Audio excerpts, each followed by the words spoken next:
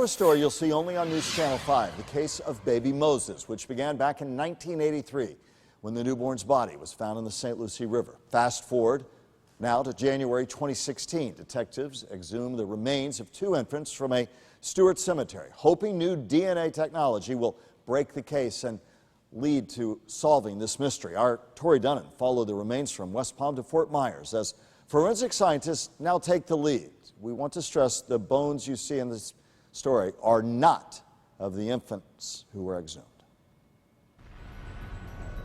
Unearthing a mystery. Hopefully we'll find the sides of the cranial vault. A cold case from the 80s now in the hands of a forensic team. Help us detect evidence that is not visible by the naked eye. That's my big job here, was to preserve the evidence, because we only had one shot at that.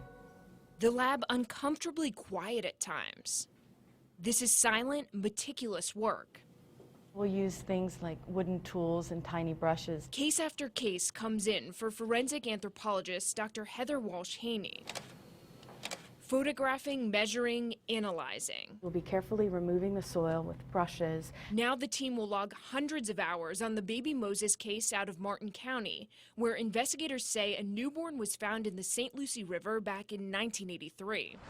Earlier this month, her crews exhumed the bodies of two unidentified infants from a cemetery in Stewart in hopes of getting answers some 30 years later. The bones that we're looking at here are smaller than even one of my fingers. After peeling back layers of soil and digging up the graves, these margins here were stained dark brown to black.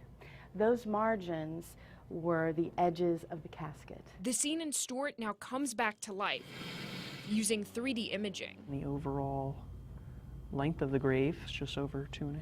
She's showing us the technology and trade of forensic science. The bone, after 5, 10, 15, 20 years, 30 years, really starts to disintegrate. Walsh-Haney will now begin the painstaking task of matching which infant is baby Moses. I'm also tasked with trying to find a bone that would be suitable for DNA analysis, because this case really comes down to DNA. The sheer size of the bones, the decades that have gone by, and whether or not there is DNA to extract makes this particularly difficult. Do you think you're going to make a difference in this case? I always think I'm going to make a difference.